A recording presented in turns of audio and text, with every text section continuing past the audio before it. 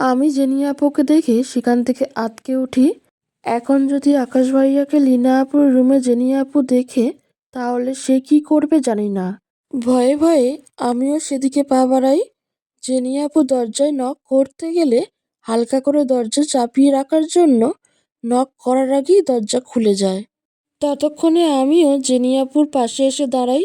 দরজা খুললে দেখি আকাশ ভাইয়া লীনা আপুর হাত ধরে বসে আছে আর লীনা আপু কাঁদছে। ভাইয়া হঠাৎ আমাদের রুমে ঢুকতে দেখে অপ্রস্তুতভাবে উঠে দাঁড়ায়। আকাশ ভাইয়ার চোখে জল চিকচিক করছে। জেনি আপু গিয়ে মুখে কিছু না বলে আকাশ ভাইয়াকে জোরে একটা থাপ্পড় মারায়। ভাইয়া দুই হাত পিছিয়ে যায়। ভাইয়া কাছে এসে জেনি আপুর হাত ধরে বলে, জেনি, শুন, তুই ভুল বুঝছিস, শান্ত হ, আমি সব বলছি। কি বলবি তুই? হ্যাঁ, কি বলবি? জেনিয়াপুর চিৎকার চেঁচামেচি শুনে পাশের রুম থেকে রুদ্র দৌড়ে আসে। জেনিয়াপুকে বারবার আকাশ ভাইয়া থামাতে চেষ্টা করে, কিন্তু কে শুনে কার কথা। রুদ্রকে আসতে দেখে আপু তাকেই জড়িয়ে ধরে কেঁদে ওঠে। রুদ্র, আকাশ আমাকে আবার ঠকিয়েছে। ও এই মেয়েটার সাথে রুমে বসে। আপু আর কিছু বলতে পারে না, ঢুকরে কেঁদে ওঠে। জেনিয়াপুর এইটুকু কথা শুনে রুদ্রের চোখ মুখে লাল হয়ে যায়। রুদ্র, জেনিয়াপুর নিজের থেকে ছাড়িয়ে আকাশ ভাইয়ের শার্টের কলার ধরে বলে, সালা বেঈমান, তুই জীবনেও শুধরাবি না। তোদের মতো কিছু পুরুষের জন্য পুরুষ সমাজের আজ কলঙ্ক। এত যখন মেয়ে লাগে, তাহলে কারো মন নিয়ে না খেলে পতিতালয়ে গিয়ে বসে থাকতি। আকাশ ভাইয়া এতক্ষণ রুদ্রকে বোঝানোর জন্য চেষ্টা করলেও শেষের কথাগুলো শুনে চুপ হয়ে যায়। চোখ থেকে কয়েক ফোঁটা জল গড়িয়ে পড়ে। লীনা আপু এগিয়ে এসে জেনি আপুকে কিছু বলতে চাইলে আপুর আগে লীনা আপুর গালে থাপ্পড় বসিয়ে দেয়। জেনি আপু আকাশ ভাইয়ার সামনে গিয়ে বলে, তোর লীনাকে নিয়ে তোর যেখানে যাওয়ার যা, তবে আমার চোখের সামনে যদি আর একবার আসিস, খোদার কসম আমি সুইসাইড করব। আকাশ ভাইয়া জেনি আপুর কথায় কেঁপে ওঠে। জেনি আপু আর কাউকে কিছু বলার সুযোগ না দিয়ে রুমে এসে দরজা আটকে দেয়। আমরা তার পিছন পিছন রুমের সামনে এসে দরজা খুলতে বললে খুলে না। হঠাৎ ভিতর থেকে কিছু পড়ে যাওয়ার শব্দ শুনে সবাই আঁতকে উঠি। আকাশ ভাইয়ার আর কিছু না ভেবে পিছন দিক থেকে জানলার ওপর ভর দিয়ে রুমে ঢুকে দেখে জেনি আপু ফ্যানের সাথে ওড়না বেঁধে প্রায় ঝুলে পড়েছে। আকাশ ভাইয়া জেনি আপুকে তাড়াতাড়ি সেখান থেকে নিচে নামাতেই আপু জ্ঞান হারিয়ে ফেলে। দরজা খুলে দিতেই সবাই রুমের ভিতর ঢুকি, কিন্তু পাশ কেটে আকাশ ভাইয়া রুম থেকে বেরিয়ে যায়। রাইমা আপু ছিল বলে জেনি আপুর আর ডাক্তারের প্রয়োজন পড়েনি। আকাশ রিসর্টের দূরে একটা পাথরের ওপর ভাবনাহীন হয়ে বসে আছে। রুদ্র আকাশকে দেখে সেখানে এগিয়ে যায়।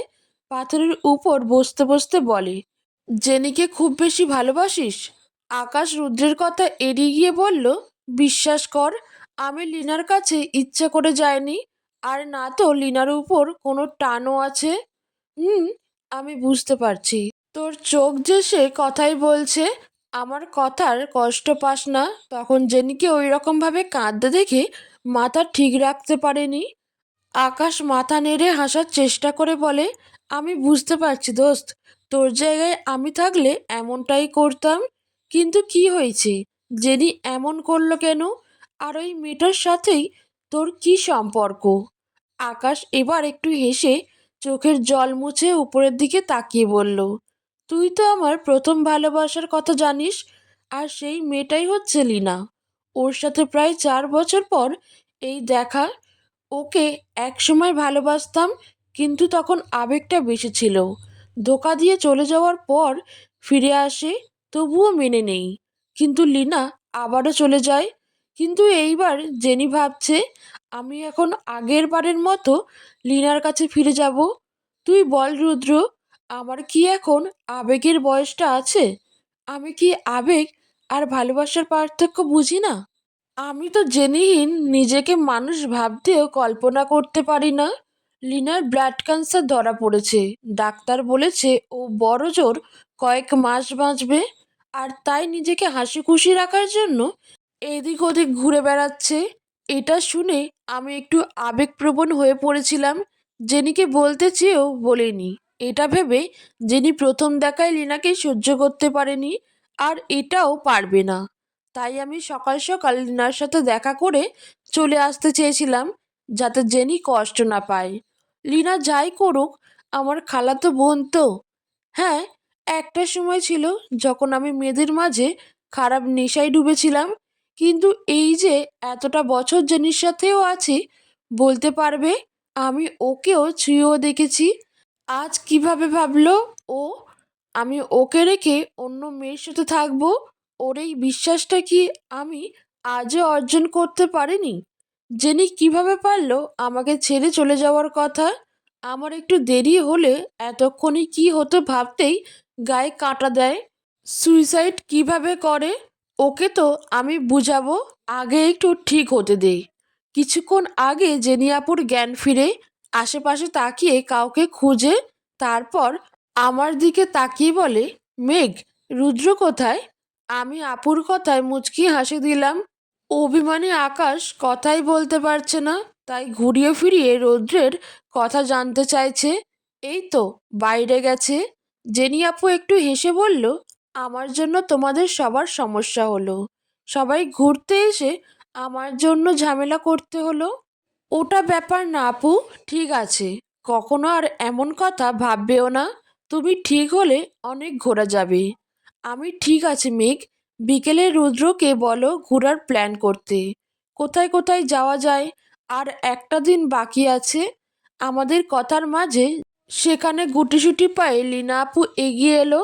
লীনা আপুকে দেখে জেনি আপু চোখ মুখ কুঁচকে কড়া গলায় বলল, মেঘ, এই মেয়েটাকে আমার সামনে থেকে যেতে বল।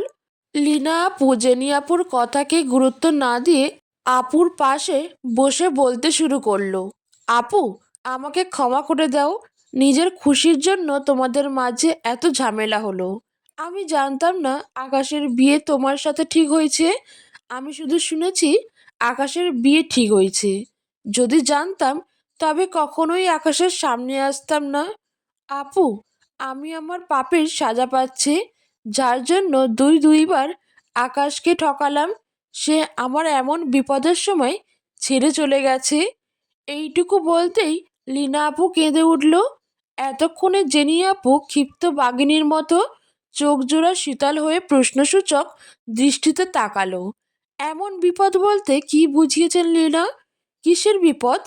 চোখের পাশের জল মুছে একটু হেসে বলতে শুরু করলো, আপু, আমাকে ডাক্তার বলেছে 2 থেকে 3 মাস বাঁচবো। ব্লাড ক্যান্সার ধরা পড়েছে আমার। সেজন্য জীবনের শেষ দিনগুলো নিজেকে দেওয়ার জন্য এদিক সেদিক ছটপট করে ঘুরে বেড়াই। যার সাথে পালিয়ে বিয়ে করেছিলাম আজ ওর টাকা পয়সা সব আছে, তবে আমাকে দেওয়ার মতো সময় হয় নাই। এই টাকা পয়সা সব দিচ্ছি, তবে 2টা দিন আমি ওর থেকে পাইনি। কিন্তু সেসব নিয়ে আফসোস নেই। আমার কর্মফল আমাকেই তো ভোগ করতে হবে। তোমাকে আকাশ অনেক ভালোবাসে। তোমরা একসাথে থাকলেও খুব সুখী হবে। আমার জীবনের শেষ দিনগুলোই তোমাদের এই সুখী জীবন দেখতে পেরে সত্যি খুব ভালো লাগছে। ক্ষমা করে দিও আমায়। জেনি আপু সব শুনে কান্না করে লিনাকে জড়িয়ে ধরেছে। যে মেয়েটা সকালে একটা মেয়ের জন্য সুইসাইড করতে চেয়েছিল, এখন সেই মেয়েটার জন্য কান্না করছে। কি অদ্ভুত আমাদের মন। আমি আর রাইমা আপু সুপ্ত চোখে তাদের দিকে তাকিয়ে আছি। আমরা সবাই দুপুরে খেয়ে বেলা 2টার দিকে স্বর্ণ মন্দিরের উদ্দেশ্যে বের হলাম। সেখান থেকে বের হয়ে শৈলপ্রপাত ঝর্ণা দেখতে চলে গেলাম। আমাদের উদ্দেশ্য ছিল ঝর্ণায় গোসল করা, কিন্তু সেখানে গিয়ে দেখি পাথরের সাথে ঝর্ণা বেয়ে বেয়ে নিচে পড়ছে। যেখানে দাঁড়িয়ে পা ভিজানো গেলেও গোসল করা যাবে না। কিন্তু রাইমা আপু জেদ ধরেই একটু কুয়া টাইপ সেখানে বসে পড়ল, যার মানে সে গোসল করবেই। কুয়ায় স্বচ্ছ পরিষ্কার ঠান্ডা শীতল পানি। ঝর্ণার পানি পাথর চুপসে কুয়ায় পড়ছে, কিন্তু সেখানে একজনের বেশি দুজন গোসল করা যায় না। তবুও জেনি আপু আর রাইমা আপু দুজনে সেখানে ভিজছে। আকাশ ভাইয়া এর মাঝে বেশ কয়েকবার জেনি আপুকে খুঁচিয়ে খুঁচিয়ে কথা বললেও আপু শুনেও না শোনার ভান করে এড়িয়ে গেছে। আমি রুদ্র, রাকিব ভাই, আকাশ ভাইয়া ঝর্ণার চারপাশের সৌন্দর্য দেখছি। পাথরের দিকে একটা বড় কুয়া, যেখানে গোসল করা গেলেও রিস্ক অনেক, পড়ে গেলে জীবন শেষ। তবুও আমি যেতে চাইলে রুদ্র হাত ধরে রেখে দেয়, নিচে যেতে দিবে না তাই। হঠাৎ রাইমা আপু কুয়া থেকে উঠে ছটফট করতে থাকে, বারবার জোরে জোরে শ্বাস নিচ্ছে। আমাদের জোরে জোরে জেনি আপু ডাকছে। রাইমা আপুর চোখ উল্টে যাচ্ছে। আমরা সবাই ভয় পেয়ে সেদিকে দৌড়ে যাই। রাইমা আপু জ্ঞান হারিয়ে দাঁড়ানো থেকে পড়তে নিলে রুদ্র ভাইয়া দৌড়ে ধরতে যায়, কিন্তু তার আগেই রাকিব ভাইয়া ধরে নেয়। আমি রাইমা আপুর হঠাৎ কি হয়েছে ভাবছি, হাত পা শীতল হয়ে চুপসে যাওয়ায় আমি আর জেনি আপু তার পায়ের তালু হাত দিয়ে ডলছি। আস্তে আস্তে রাইমা আপুর শ্বাস বন্ধ হয়ে যায়। আমি মুখের ভাষা হারিয়ে ফেলছি।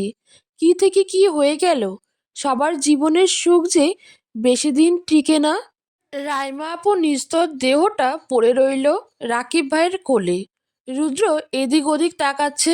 একমাত্র বোনের এই অবস্থা কিছুতেই মেনে নিতে পারছে না। আমাদের চারপাশে লোকজন এসে ঘিরে ধরেছে। রাকিব ভাই রাইমা আপুর হাতের নাড়ি ধরে বলে, মেঘ, তাড়াতাড়ি অ্যাম্বুলেন্সে ফোন করো, আমাদের এখনই হাসপাতালে যেতে হবে। রাইমা আপু একটু পর পর জোরে শ্বাস নিচ্ছে, আবার কয়েক সেকেন্ড নিস্তব্ধ হয়ে শব্দ করে শ্বাস নিচ্ছে। হঠাৎ সারা শরীর কুপিয়ে একটু জোরে শ্বাস নেয়। রাকিব ভাই ভয়ে শক্ত করে দু বাহুতে আঁকড়ে ধরে। আর শ্বাস নিচ্ছে না দেখে রাকিব ভাই তার মুখ দিয়ে মুখ লাগিয়ে জোরে দুবার শ্বাস দেয়। তবুও কোনো নড়াচড়া নেই। তিনবারের সময় রাইমা আপু রাকিব ভাইয়ের শ্বাস দেওয়ার সাথে সাথে জোরে শ্বাস নেয়। বান্দরবান সদর হাসপাতালের সামনে বসে আছি আমরা। রাকিব ভাইও আমার পাশে, চোখে মুখে একরাশ অস্থিরতা নিয়ে বসে আছে। এতক্ষণ ডাক্তারের পাশে পাশে দৌড়ানোর জন্য ক্লান্ত হয়ে পড়েছে। চোখের কোণায় পানি চিকচিক করছে। রুদ্র, রাইমা আপুকে যে কেবিনে নিয়ে যাওয়া হয়েছে সেখানে সামনে পায়চারি করছে। তাকে বেঁধে রেখেও এখানে বসানো যাচ্ছে না। জেনি আর আকাশ মুখে চিন্তার ছাপ। তারা তাদের অভিমানের কথা ভুলে গিয়ে রাইমা আপুকে এখানে ভর্তির ব্যাপারে নিয়ে দৌড়াদৌড়ি করছে। ডাক্তার কেবিন থেকে বের হতেই রুদ্র দৌড়ে তার কাছে যায়। ডাক্তার, রাইমা ঠিক আছে তো? কি হয়েছে ওর? ও এমন করছে কেন? ডাক্তারকে দেখে রাকিব ভাই উঠে সেখানে যায়। কাঁপা কাঁপা গলায় বলে, রাইমা কেমন আছে? ও ঠিক আছে স্যার। প্লিজ আপনারা শান্ত হন। রোগী এখন একদম ঠিক আছে, তেমন কোনো ব্যাপার না। তবে হতে পারতো যদি সময় মতো নিয়ে না আসতেন। রোগীর ঠান্ডায় অ্যালার্জি, সাথে শ্বাসকষ্ট আছে, যার জন্য এমনটা হয়েছে। বেশি ঠান্ডা পানিতে যেন রোগী গোসল না করে, পরের বার থেকে খেয়াল রাখবেন। আর প্রথমে আপনারা রোগীর যা কন্ডিশন বললেন, তাতে আজ খারাপ কিছু হলেও হতে পারত। আল্লাহর রহমতে তেমন কিছুই হয়নি। সময় মতো রাকিব সাহেব শ্বাস দিয়েছিলেন। ঠান্ডার জন্য রোগী শ্বাস না নিতে পারলে মরেও যায়। এমন অনেক কেস আমাদের কাছে আছে। আপনারা চাইলে রোগীর সাথে দেখা করতে পারেন। আমরা সবাই রাইমা আপুর কেবিনে ঢুকি। রুদ্র রাইমা আপুর দু হাত আঁকড়ে ধরে কাঁদতে কাঁদতে বলে, ছুটকি, তুই কি করে ভুলে গেলি তোর ঠান্ডায় শ্বাসকষ্ট আছে? স্বাস্থ্য সচেতন মেয়ে হয়েও কিভাবে ভুলে গেলি? তোর খুব কষ্ট হয়েছে না রে ছুটকি? রাইমা আপু রুদ্রের কথা শুনে চোখ থেকে কয়েক ফোঁটা জল গড়িয়ে পড়ে। আমরা সবাই একে একে কথা বলি, কিন্তু রাকিব ভাইয়া রাইমা আপুর দিকে ফিরেও তাকাচ্ছে না।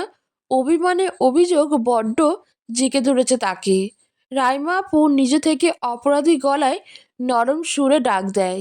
আমরা তাদেরকে সেখানে একা রেখে বাইরে চলে আসি। আজই ঢাকা ফিরবো। রাইমা আপু অসুস্থ, তাই কালকে ফিরতে চাইছিলাম, কিন্তু রাইমা আপু এখানে আর থাকতে চায় না। বারবার বলছে সে বাসায় ফিরবে। আমরা আমাদের ব্যাগ নিয়ে বান্দরবান বাস স্টেশনে চলে যাই, কিন্তু সেখানে যেতে যেতে রাত 12:30 বাজে। শেষ বাসটা চলে গেছে কিছুক্ষণ আগেই। কালকে ছাড়া আর বাস ছাড়বে না। শুনশান রাস্তা, দু একটা গাড়ি আসা যাওয়া করছে। আর কোনো উপায় না পেয়ে সেখানে পাশে একটা হোটেলে উঠি, কিন্তু এত রাতে তারা রুম দিবে না, আর তাছাড়া কোনো রুম খালিও নেই। রুদ্র কাউন্টারের লোকটাকে কিছু টাকা দিয়ে একটা রুম নিয়েছে, সকালে উঠেই চলে যাবে বলে। রুমটা বেশ বড়, ডবল বেড। এখানে অনায়াসে 6 জন এক রাত পার করে দেওয়া যাবে। আমি হাতের ট্রলিটা রেখে ক্লান্ত হয়ে বেডে এক পাশে বসে পড়লাম। জেনিয়াপুর রুমটা ঘুরে দেখছে। বেশ আধুনিক করে সাজানো রয়েছে রুমটা। রুমের মোটামুটি বড় একটা বারান্দা, তার মাঝখানে ছোট একটা টেবিল, দুপাশে দুটো চেয়ার। রুদ্র বাইরে থেকে কিছু খাবার নিয়ে এসেছে, সবাই সেখান থেকে খেয়ে নিলাম। আকাশ ভাই খেতে খেতে বলল, এখন একটা গান হলে মন্দ হতো না। আকাশ ভাইয়ের কথা শেষ না হতেই রাইমা আপু উচ্চ গলায় বলে উঠল, মেঘ, তুমি তো ভালো গান গাইতে পারো, একটা গান গাও। আমি রাইমা আপুর কথায় তার দিকে তাকালাম। কে বলবে এই মেয়েটার কয়েক ঘন্টা আগে জীবন মৃত্যুর সাথে লড়াই করেছে? আমি আপুর দিকে তাকিয়ে মৃদু হেসে বললাম, আপু, তোমার শরীর এখন কেমন লাগছে? রাইমা আপু দু ঘাড় নাড়িয়ে বলল, আমি একদম ঠিক আছি। আর তাছাড়া মানুষকে ততক্ষণ অসুস্থ মতো থাকতে হয় যতক্ষণে সে নিজে পায়ে বেড়াতে পারে না, নয়তো শরীরের সাথে মন অসুস্থ হয়ে পড়ে। তুমি একটা গান ধরলে আরও সুস্থ হয়ে উঠব। আপুর সাথে জেনি আপু বারবার তাড়া দিচ্ছে গান গাওয়ার জন্য। আমি মুখের খাবারটা চিবিয়ে চোখ বুজে সুর তুললাম। আমার একলা আকাশ থমকে গেছে রাতের স্রোতে ভেসে, শুধু তোমায় ভালোবেসে। আমার দিনগুলো সব রং চিনেছে তোমার কাছে এসে, শুধু তোমায় ভালোবেসে। তুমি চোখ মেললেই ফুল ফুটেছে আমার ছাদে এসে, ভোরের শিশির খুব ছুঁয়ে যায় তোমায় ভালোবেসে। আমার একলা আকাশ থমকে গেছে রাতের স্রোতে ভেসে, শুধু তোমায় ভালোবেসে। গানটা শেষ হতেই আকাশ ভাইয়া মুখ থেকে শীষ বাজালো।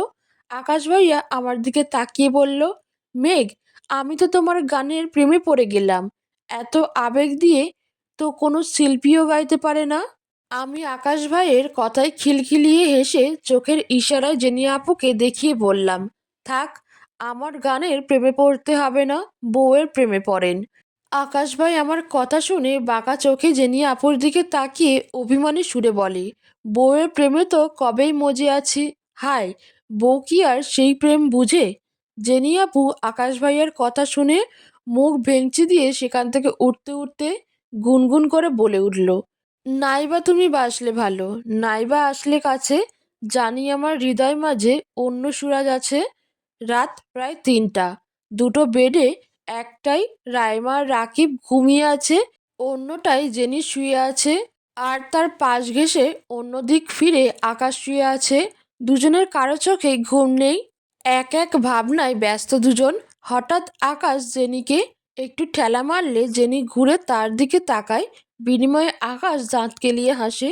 জেনি এবার বিরক্ত হয়ে আকাশকে তার পিঠ দিয়ে ঠেলা মারলে আকাশ বলে, কি রে, ঠেলছিস কেন? ঘুমাসনি? না, ঘুমায়নি। তুই ঠেলছিস কেন? আর আমি ঠেলছি? তুই তো হাতির মতো শুয়ে বেড দখল করেছিলি তাই, কিন্তু আমি তো কিছু করিনি। আকাশ শাহ, কি বললি আমি হাতি? বলতে বলতে জেনি আরেকটু ধাক্কা দিতেই আকাশ বেড থেকে পড়ে যায় আর শব্দ করে ওমা বলে ওঠে। জেনি হুড়মুড় করে বেড থেকে নেমে আকাশের পাশে বসে বলে, ব্যথা পাইছিস? কোথায় ব্যথা পাইছিস? সরি, আমি একদম বুঝতে পারিনি, আর হবে না। এই ওঠ। বেডের অর্ধেক তো বেশি ব্যথা করে। রাইমার চোখ জলজল করে ওঠে, তা দেখে আকাশ মুচকি হেসে জেনির বাম হাতটা বুকের বাঁ পাশে রেখে বলে, ব্যথা পাইছি, এখানে খুব ব্যথা পাইছি। সরি রে, আর কখনো হবে না। আজকের ব্যথা না তো, এটা গত 2 দিনের ব্যথা, অনেক পুরানো হয়ে গেছে। সরিতে কমবে না। জেনি উত্তর দেয় না, লজ্জায় মাথা নামিয়ে নেয়। আকাশ এবার কঠোর হয়ে বলে, তুই কিভাবে সুসাইডের কথা ভাবলি? আমার কথা কি একবারও মনে পড়ল না? কি করে থাকতাম?